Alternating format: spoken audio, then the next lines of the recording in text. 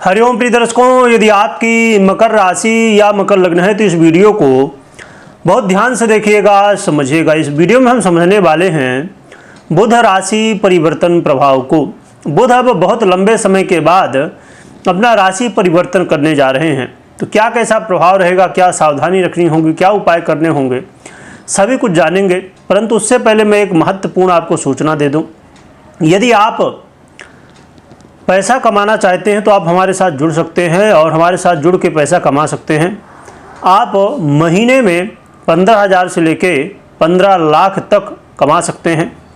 इसके लिए क्या करना होगा, इसके लिए आपको यही करना है कि लोगों को, जो लोग कुंडली बनवाना चाहते हैं या दिखाना चाहते हैं, ऐसे लोगों को हमारे साथ जोड़ना होगा।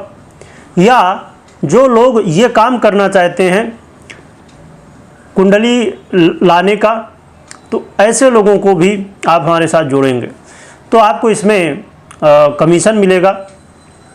तो आप जुड़ सकते हैं इसमें, और भी इसमें डिटेल में जानकारी प्राप्त करने के लिए आप दिए हुए नंबर पे व्हाट्सएप में मैसेज कर सकते हैं यदि आप इंटरेस्टेड हैं तो। चलिए अब हम जानते हैं कि ये जो बुध का गोचर काल है, क्या कैसी ग्रह स्थिति है, क्या कैसा प्रभाव है। तो देखा जाए तो बुध का ये गोचर काल लगभग 2 महीने के बाद अब परिवर्तित हो रहा है, क्योंकि बुध बहुत लंबे समय से नीच अवस्था यानी कि मीन राशि के अंतर्गत गोचर कर रहे थे। परंतु अब ये 7 मई को मेष राशि यानी कि मंगल की राशि में गोचर करना प्रारंभ करेंगे और मंगल की राशि में गोचर करेंगे 7 मई से लेके 23 मई तक। परंतु लगभग 16 से 17 दिनों का समय है, परंतु इसमें कई सारी ग्रह स्थितियां हैं जिन्हें समझना बेहद आवश्यक है।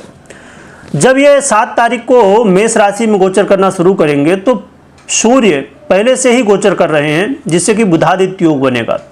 और ये बुधादित्य योग बहुत ही महत्वपूर्ण होगा। वैसे तो आप सुनते रहते होंगे कि बुधादित्य योग बना हुआ है, बुधादित्य योग बना हुआ है, परंतु ये बुधादित्य योग कुछ अलग ही प्रभाव है, क्योंकि इस समय सूर्य उच्च राशि में है। और देखा जाए तो बुध महाराज आपके लिए भाग्येश हैं और आपके षष्ठेश भी हैं। और ये जो गोचर काल होगा ये केंद्र में यानी कि आपके सुख भाव में होने जा रहा है। तो ये बहुत ही महत्वपूर्ण है, क्योंकि एक तो आपके भाग्येश हैं और सूर्य भी उच्च अवस्था को प्राप्त हैं। एक जरूर यहाँ पर माइनस पॉइंट होगा कि बुध होंगे मेष राशि में और सूर्य, जो कि सूर्य आपके अष्टमेश बनते हैं। ये 2 माइनस पॉइंट हैं यहाँ पर। तो क्या कैसा रिजल्ट होगा, इसके अलावा 15 तारीख तक तो ये बुधादित्य योग बना रहेगा, फिर 15 से लेकर 18 तक बुध अलग ही रहेंगे।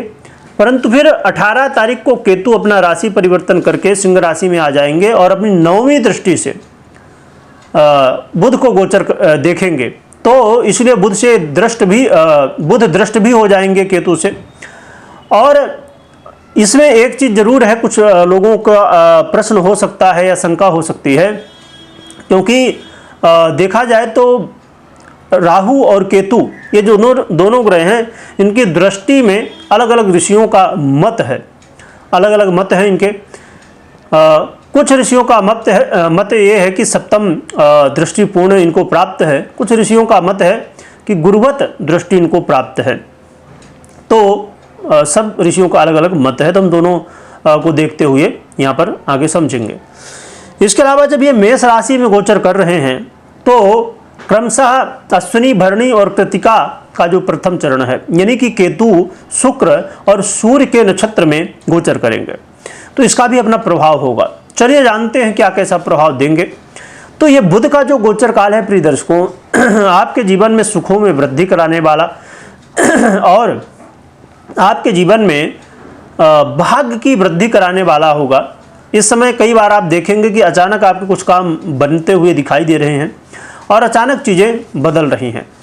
साथ में ये भी देखेंगे कि यदि आप अपने जीवन में शत्रु बाधा से बहुत ज़्यादा परेशान थे तो उसमें अब कमी आ रही है और आपके जीवन में आप साहस एक महसूस कर सकेंगे, यानी कि कॉन्फिडेंस महसूस कर सकेंगे कि आपके अंदर अचानक ही कॉन्फिडेंस लेवल आपका बेहतर हो रहा है।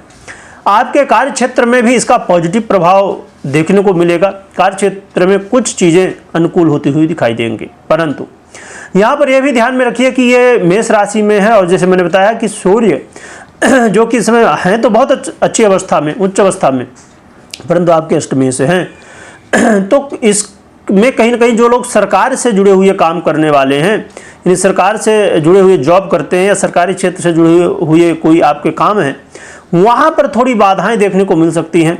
माता पिता के स्वास्थ्य का जरूर आपको ध्यान रखना चाहिए। माता पिता के साथ कुछ अनबन की स्थिति या मतभेद की स्थिति कई बार देखने को मिल सकती है, और ऐसी स्थिति में कई बार मान सम्मान में बात भी आ सकती है। इसलिए आप जो भी काम करें तो आपका रास्ता सही होना चाहिए, आपका चुनाव सही होना चाहिए, क्योंकि कई बार आपके साथ राजनीति भी हो सकती है। इसलिए इन चीज़ों का थोड़ा ध्यान रखिएगा। और इसके अलावा जब आप यात्रा कर रहे हो तो यात्रा में सावधानी रखिए, स्वास्थ्य का भी ध्यान रखिएगा, तो ये आपके लिए अच्छा रहने वाला है। रही बात की इसमें विचारणीय तथ्य ये होगा कि ये जो 15 तारीख तक का समय है ये अलग है, परंतु 15 तारीख के बाद का समय थोड़ा बेहतर कहा जा सकता है। वैसे तो यदि तीनों समय को देखा जाए, यानी कि 7 से 15, 15 से 18, 18 से फिर 23, तो ये इनमें कुछ न कुछ कहीं ना कहीं थोड़ा अप डाउन है, परंतु ये जो इधर का समय है 15 तारीख तक, उसके बाद का समय थोड़ी बेहतर हो सकता है 15 तारीख तक से पहले का समय जो है उसके अनुसार। और जब ये गोचर कर रहे होंगे शुक्र के नक्षत्र में, तो वो प्रभाव भी आपके लिए, शुक्रवत जो प्रभाव होगा वो अच्छा हो सकता है। क्योंकि देखा जाए तो शुक्र महाराज जो कि आपके लिए बहुत ही महत्वपूर्ण ग्रह हैं, तो उनके जब नक्षत्र में गोचर कर रहे होंगे, आप समझिए लगभग 17 से आप 18 दिन मोटा मोटा पकड़ लीजिए, 16 से 17 दिनों का समय है, तो आप 18 दिन पकड़ लें, जिससे बहुत आसानी होगी, क्योंकि 9 चरणों में ये गोचर करेंगे, तो 9 दूनी 18 है ना, तो 18 हो जाएंगे, तो एक दिन लगभग 2 दिन लगभग एक चरण में गोचर करेंगे। तो आप स्टार्टिंग के 4 जो है तो ये, फिर 4 ये, फिर 1 ये, तो उसी हिसाब से आप दिन को काउंट कर सकते हैं। तो आपको इसमें मालूम पड़ जाएगा कि शुक्र का जो नक्षत्र का समय होगा, गोचर काल होगा, वो कौन से समय में रहेगा। हो सकता है कि इसमें कन्फ्यूजन हो आप लोगों को, तो आपको बिल्कुल कन्फ्यूज नहीं होना है, आपको मोटा मोटा हिसाब को लगा रखना है कि लास्ट से थोड़ा पहले का समय जो होगा वो अच्छा होगा। पर फिर भी इसमें हमें सतर्कता जरूर बरतनी है, क्योंकि ये मेष राशि में होंगे, सूर्य जो कि आपके अष्टमेश होंगे, इसलिए थोड़ा सा इन चीज़ों का ध्यान रखिएगा। बाकी हमेशा मैं कहा करता हूँ, फिर से कह दूँ कि कभी भी कोई भी निर्णय आपको लेना है तो सबसे पहले अपनी पर्सनल जन्म कुंडली का विश्लेषण अवश्य कराइए, या तो खुद करिए, इसके बाद ही निर्णय लीजिए, तो ये आपके लिए अच्छा रहेगा। क्योंकि जब, जैसे आपने मुझसे भी सुना है, गोचर का प्रभाव है, और गोचर का प्रभाव कई बार आपको वैसा ही मिल जाता है, कई बार कहीं ना कहीं ऊपर नीचे होता है। तो इसलिए हमेशा पर्सनल कुंडली विश्लेषण के बाद ही हमें निर्णय लेना बेहद आवश्यक है। रही बात उपाय की, उपाय क्या करना चाहिए, तो ऐसी स्थिति में उपाय के रूप में एक तो भगवान सूर्य की आराधना करिए, उनको अर्घ्य दीजिए, और भगवान गणपति की आराधना करिए, इससे अच्छे परिणाम देखने को मिल सकते हैं। वीडियो देखने के लिए बहुत बहुत धन्यवाद।